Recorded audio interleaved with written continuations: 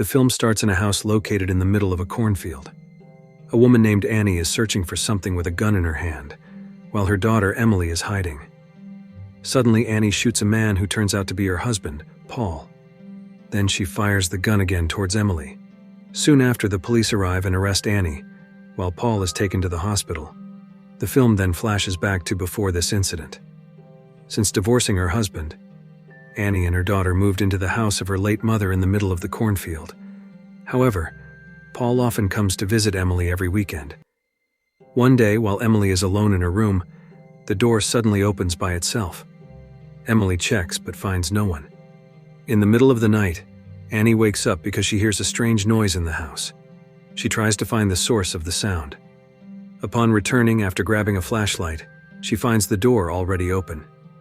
Annie is also startled by an unknown figure passing by the door crack. Although strange events frequently occur in her house, Annie doesn't feel scared. On another night, Annie even invites Emily to play tag in the middle of the cornfield with flashlights, a game Annie often played with her mother when she was a child. During the game, suddenly a very bright light shines on Annie. She thinks it's Emily and tells her to turn off the flashlight. However, the source of the light moves quickly and keeps focusing on her. Realizing it's not her daughter, Annie runs to find Emily, but she can't find her. In the back of the house, Annie is shocked to see Emily already on the roof. The next day, Annie reports the incident to Sheriff Dickerson. However, Emily chooses not to remember how she got on the roof, so the sheriff doesn't get enough evidence or information to address the issue. The sheriff assumes that the previous night's incident wasn't dangerous. Growing more curious, Annie searches for answers online. She finds an article related to her experience and discovers someone in a video talking about a mysterious figure terrorizing children. The man named Walter says that thousands of years ago, the mysterious creature coexisted with humans. Walter also asks anyone experiencing terror from the creature to contact him. Annie writes down the man's phone number. Not long after, the bright light appears again near the house. Emily goes into hiding and locks the door, while Annie rushes to the light source, carrying a knife. However, outside she sees one of the creatures already inside the house, heading towards Emily's room. Panicked, Annie runs to her daughter's room and finds Emily safe. The next day, Annie reports the incident again to Sheriff Dickerson.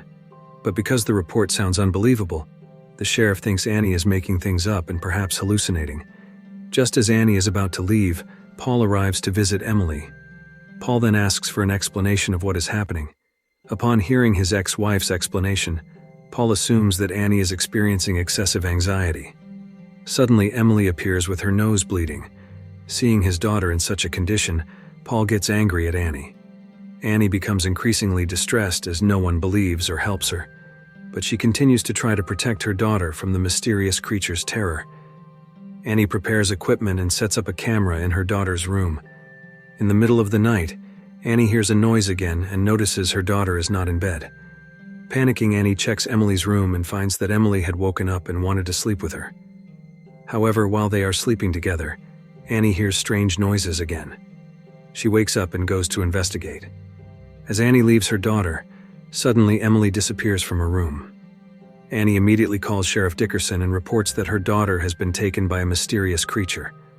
On the way, Sheriff Dickerson sees Emily on the road with a bloody nose. The sheriff takes Emily home, but in the car, Emily says she doesn't want to be taken home. Hearing this, Sheriff Dickerson becomes suspicious that there might be something wrong with the reports and statements Annie has given. All this time, Annie has not had enough evidence, so no one knows the true events. When Annie aims her gun at Emily, she actually intended to shoot a creature standing behind Emily. However, the creature vanished, taking Emily away. This led to Annie being arrested and interrogated at the police station. Sheriff Dickerson believes Annie is mentally disturbed and has killed and hidden her child's body somewhere. Despite Annie telling the truth, the police do not believe her because her report seems implausible. Eventually, Annie is transferred to Richmond to continue the investigation. However, on the way, heavy rain causes the driver to lose visibility, and their car crashes into a river after trying to avoid a crossing cow. This accident kills everyone except Annie. Annie escapes from the car and leaves the scene. The next day, Sheriff Dickerson and others arrive at the accident site. They find 2 bodies in the car and 2 at the river's edge. but they do not find Annie there. Sheriff Dickerson continues to search for Annie. Upon arriving at her house, Annie goes inside and cleans herself up. Now Annie decides to search for her daughter on her own. She prepares weapons and sits in a chair, waiting for the creature's appearance until midnight. When the creature does not appear, Annie calls Walter, whose number she found online earlier. The next morning, Annie meets Walter at his house. It turns out that Walter has been hunting the creature for a long time. As Walter sketches the creature, Annie suddenly experiences a nosebleed, similar to what her daughter had. Walter explains that the creature is a humanoid that absorbs energy from children to survive, and it is believed that the disappearance of 800,000 children each year is caused by this creature. Annie then informs Walter that the creature resides in their house and asks him to find her daughter and kill the creature. Unexpectedly, Walter locks Annie in a room, revealing that he doesn't want the creature killed because he has been hunting it for a long time. He wants to capture it alive and prove to the world that his research is real.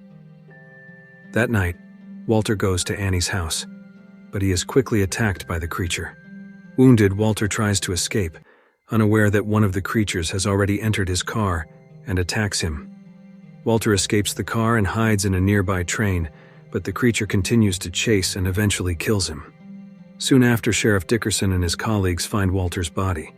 They suspect that Walter was killed by a wild animal based on the state of his body. They go to Walter's house and find CCTV cameras and hundreds of images related to Annie's reports. However, they dismiss Walter as a conspiracy theorist. They also see Annie's presence on the CCTV recordings. Annie, still in the room, tries to leave through the back door. Upon returning home, Annie continues searching for the creature. Shortly after, Paul arrives at the house. Inside, Paul hears strange noises and sees a door open by itself. As he investigates, the door suddenly shuts and the creature attacks, taking him to the basement. Annie tries to follow Paul, but the creature blocks and chases her. As Annie heads back upstairs, Sheriff Dickerson arrives and apprehends her. Despite Annie repeatedly explaining the truth, the sheriff remains skeptical. Suddenly, the creature appears and attacks Sheriff Dickerson, killing her. Annie fights back with a lamppost, but the creature escapes. She then grabs a stun device and a gun, heading to the basement. There she finds many dead children and sees a wounded Paul. Paul finally believes Annie when he sees the creature absorbing energy from their child. Paul instructs Annie to save Emily and gives her the car keys while he distracts the creature. However, soon after, Paul is killed by the creature. The creature then chases Annie and Emily, but they manage to escape and reach the surface. Annie douses the house with gasoline and sets it on fire after attacking the creature with a stun device and shooting it. Annie and Emily escape in the car, surviving the ordeal. The fire consumes the entire house, but several creatures are still seen in the cornfield, and the film ends. If you like this video, don't forget to subscribe, because by subscribing you have supported me to make better videos. See you in the next video.